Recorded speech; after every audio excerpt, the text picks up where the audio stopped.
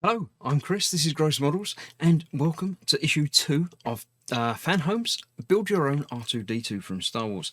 This artwork is kindly supplied by Fanhome, so thank you very much to them for that. I'll get on with having a look through the magazine and seeing what's what. Now this is the first pack that I've received from them, so it was issues 1 and 2. Issue 1 you should have seen yesterday. If you haven't, go back and watch it. There's a more general overview of what's involved and what the kit's going to look like when he's finished. Issue 2, we'll be using a couple of parts that were supplied in issue 1 and some new parts, obviously, from issue 2, and not using some other parts from issue 1. So let's have a look. We're still talking about designing R2. Most of this is what it's about, because it's about R2, so why not? Quite a nice drawing. That's very well done, actually. I like the technical drawing type skills. I don't really have any. I've done some, but yeah, not to this degree. I mean, it's just time and effort and measuring and things, but yeah. So yes, talking about the people behind it, new droids from the sequel films, BB-8 and things, JJ, 3PO, obviously, because we've done R2, so we're doing a bit about 3PO, about how he works and what parts of him do. Funnily enough, they use the mouth to talk and the eyes to look, but yeah, I have to tell you these things.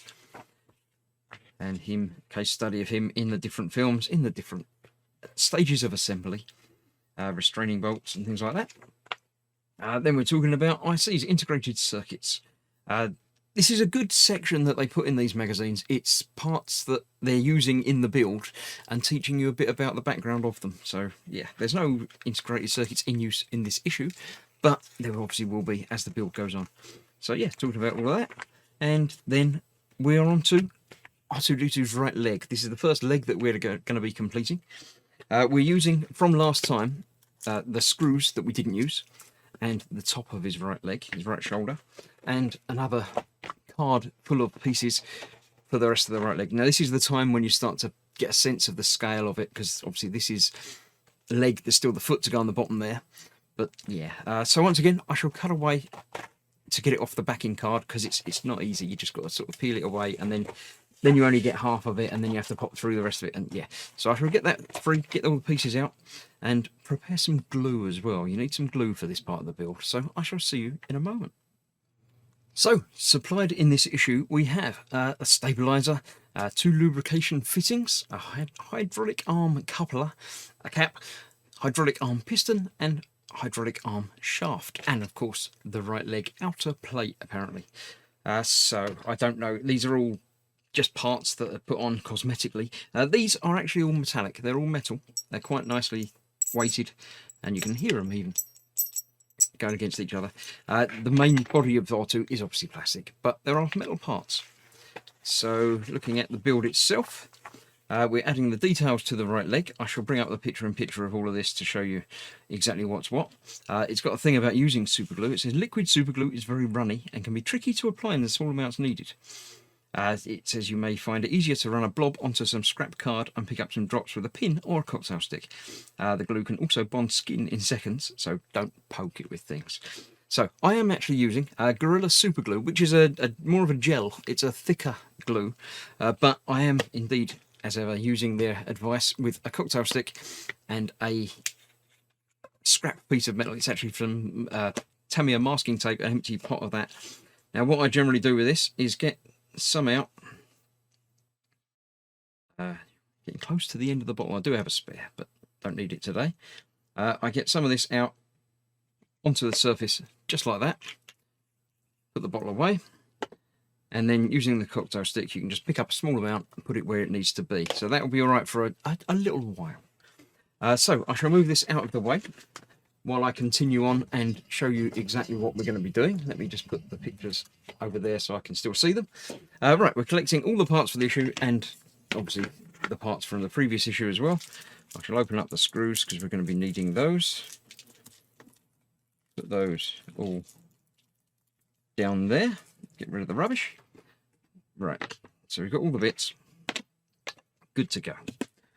Right, first of all, we are taking the top piece here and putting that in there. Now these don't clip in to any degree at all. It says push them in, but it's really not terribly secure. So what I'm going to do is put some super glue down the back there where these holes do go all the way through. Actually, is this going to be screwed in place? This is screwed in place, so you don't need any glue for that bit. This is where the screws come in. I have the screwdriver from last time. 2 of these screws will go in there. Now they've pretty much got to be located in place, but it's still a good idea to get them both in a little bit before you tighten them down fully.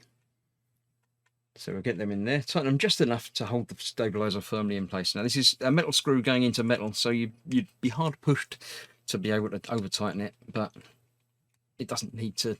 It's not supporting anything, it's only holding itself in place. So that is perfectly fine. It's got a little bit of wobble there, so I'm going to tighten that up just a touch more. Although it'll only wobble if you push it, so just don't push it. There we go, that's that. Now we're turning it over. We're putting one of the lubrication fittings, which have a little keyed out area there, so you've got to get them the right way up. That's going in there, and again coming through there, being screwed in place.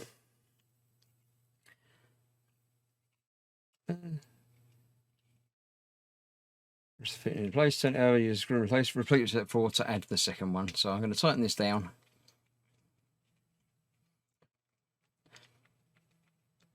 Just like that, and then put the other one in exactly the same.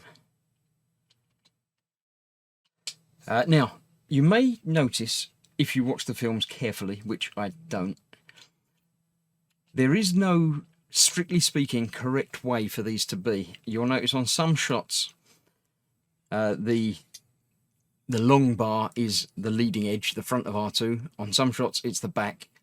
So although this is the right leg, it would equally fit on the left leg and be the other way round, because it's not something that, when they were filming the original films, they didn't really pay that much attention to the continuity and things. Some films might have been flipped over in the filming, and yeah, it's not always exactly right. So try not to get too set in it's not screen accurate, because the screen isn't screen accurate. Things in different scenes and different shots can be very different. Now this is going in together into here. In the next stage, we've got a D-shaped cutout and that on there. That goes in there. I am going to glue this in place. It says put a spot of super glue in the hole, so I'm going to put just a little bit of that, run around the inside of that, and that will go in there, and that will dry in a little while to be nice and secure, ready for the next bit for it to be fitted in, of which we are going to be doing on the next bit. We're fitting that into on here, the 2 bits down there, and it's got to be the right way up. So you've got to make sure it's going upwards. That's going in there like that, and that is being held in place with 2 screws. So I'm going to hold it that way, so that's still the right way up and drying. Now, interestingly enough, they've provided 2 screws, so maybe we're not getting extra bonus free screws with this part of with this build. I don't mind. I have a selection of screws from previous part works if I do lose any or need any. But it's interesting because on all the previous part works that I've been doing, including the Iron Man from Fanhome, they seem to provide as many as you need plus 1. So I would expect to have 1 screw left over from this part of the build. But obviously I haven't, so it's fine. Just be careful. Try not to lose stuff. So that now goes on there like that. Then we are using the small cap onto the top there, again with a little bit of glue. A little bit of glue in that hole. And then that cap in that hole. That goes in there quite nicely. That's that. We are then putting the top bit onto the bottom bit. There's what we got, 6 little indentations going through the 6 little holes there, just like that. That eventually, there we go. Top 2 will just snap in place as well. There we go. That's all coming together. Then one more thing to do is to glue once again. That will set eventually. There's a little cutout piece on there, and that will go on there like that. So we need to put some glue basically on the inside of that slot. Will be lovely. That's where all of that's going to go. So that will sit onto there like that, and that will dry in place and be done. That completes the assembly for this stage.